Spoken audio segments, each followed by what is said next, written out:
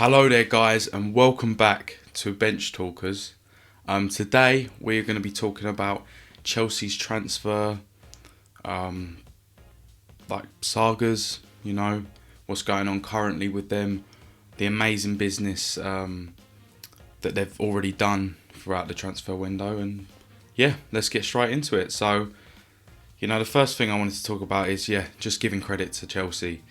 Absolutely incredible business so far in this transfer window, which a key word there, two words, is so far, is that we're only we've got a month left of the transfer window, and Chelsea have done just so many transfers, and the quality of them is top class. We've got Thiago Silva, we've got Malang Sarr, Werner, Ziyech, Chilwell, Havertz, which is literally on the verge of being confirmed and announced by the football club. It's just looking amazing for Chelsea right now.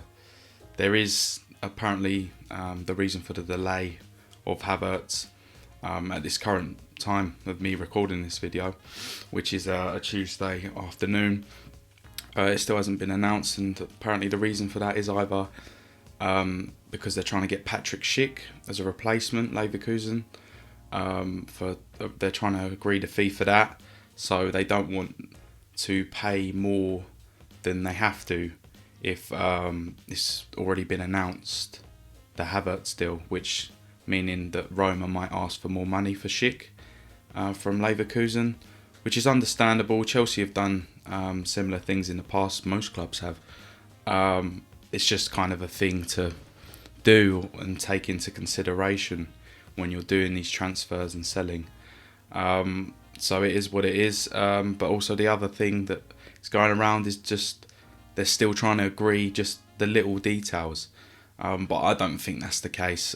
Personally, I think it makes more sense that they're delaying this deal to be announced. It's all ready to be announced, but the reason is because of the Patrick Schick transfer situation between Roma and Leverkusen.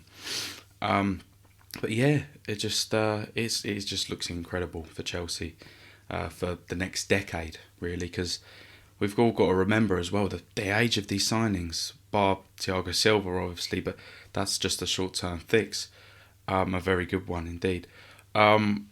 You've got Malang Sarr, 21 years old. Timo Werner, 24 years old. Ziyech, 27. He's just coming into his prime. He's got probably about 3 or 4 years left of his prime. Chilwell, 23.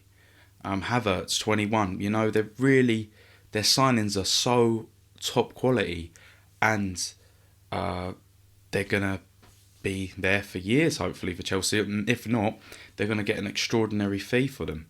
Definitely for the likes of if they were to sell Werner or Havertz in the future. We never know. And also they might go in for Declan Rice. That will be very near the end of the transfer window, because the reason why this has come out is because Chelsea really like Declan Rice. They really like him and they want him at the football club at some point.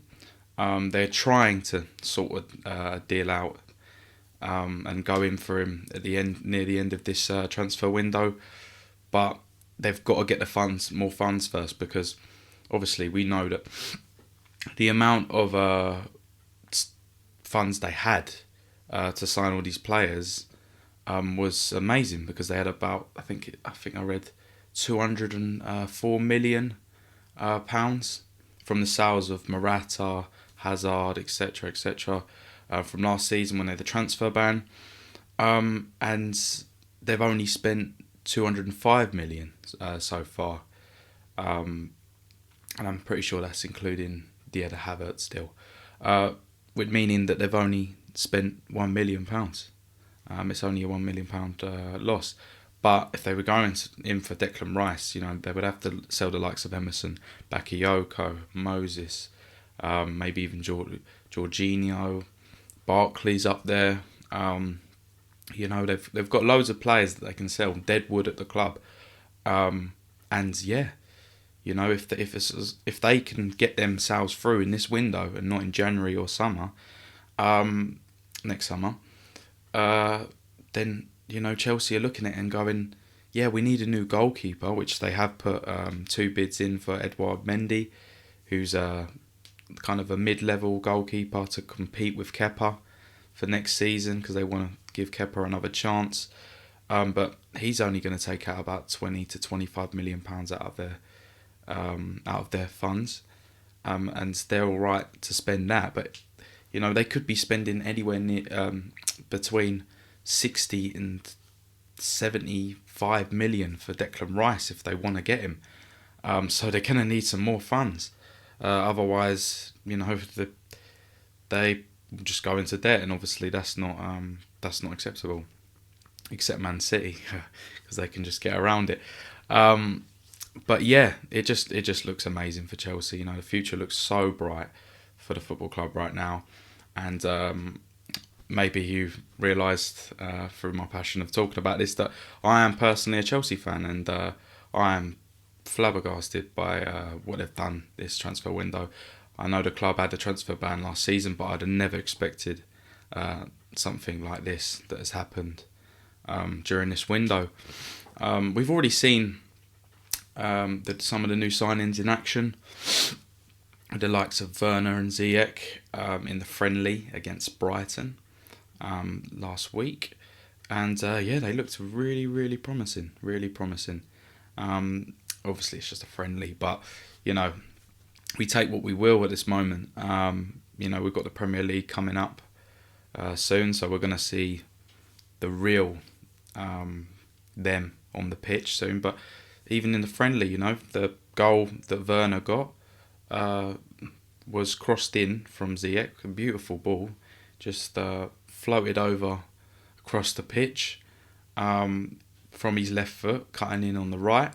Went to Hudson-Odoi, who messed up the header, but it worked in his favour because it went straight to Werner's feet, and he's just a clinical, efficient finisher, and boom, just a goal. But yeah, it was just a really nice kind of opening to what we could see in these coming seasons and this season, with the play of kind of Ziyech's balls coming in, cutting in off the right, just because his passing ability is just amazing, and we've seen that in the Eredivisie, in the Dutch league, and in the Champions League. His passing is amazing. So that mixed with Werner and Havertz and Hudson-Odoi can come in, and Pulisic, and Tammy, because he could get on at the end of them. He's a tall guy. If he can get into the squad, everything's just looking great. Just great for Chelsea, and other teams, obviously, they're paying attention. And I'm sure some of them are getting a bit, not scared, but they're looking at it and they're aware that Chelsea are a club to look out for next season. They're not messing around, and neither are Man City. They've signed Nathan Ake, Fernan Torres, who's a really good Spanish talent, and they're looking to get Messi, but that doesn't look likely now because I think it's the lawsuit or something with Messi and Barcelona, and it looks like Barcelona are winning it or have won it. Don't quote me on that, but yeah, and it doesn't look like he's going to be allowed for free. But Man City are always up there. Liverpool haven't signed anyone except I think a Greek or from Olympiacos left back for 12.5 million, I think, something like that. But they're still going to be up there. And then Man United are just coming through now. It looked like they weren't getting anything done, but it looks like they're getting close again to Jadon Sancho. They're literally just about to get over the line of Van der Beek. It's basically a done deal. Same situation with the Havertz deal. And yeah, just everything looks bright for the club, because although the other clubs obviously are up there, and you've got Liverpool who just won the league, Man City are always buying, always competing. Chelsea have done by far the most business, and also the best business. So, clubs have got to look out for them this upcoming season, and I'm sure they are. But it's just going to be a really interesting season. You know, I really don't see any other clubs getting into the top four for next season. Now that Man United are getting there, starting to get their business through. Man City just always. I think it's safe to say that Liverpool and Man City are going to be in the top four for next season, and I really don't see Chelsea with what they've done, and Man United of what they're doing, and also the squad they've already got, with the likes of Rashford and Greenwood getting even better than they already are. I don't see that top four budging. It's just where they finish in the top four is the question, and it's really interesting, and it's going to be so intriguing to see in the upcoming season. I'm going to be doing a video soon, in the next week or two, just before the season starts, about where I think my expectations, my predictions for the Premier League season that is so near to us. But if you enjoyed this video, guys, give it a like, please subscribe, and yeah, stay tuned for more content like this.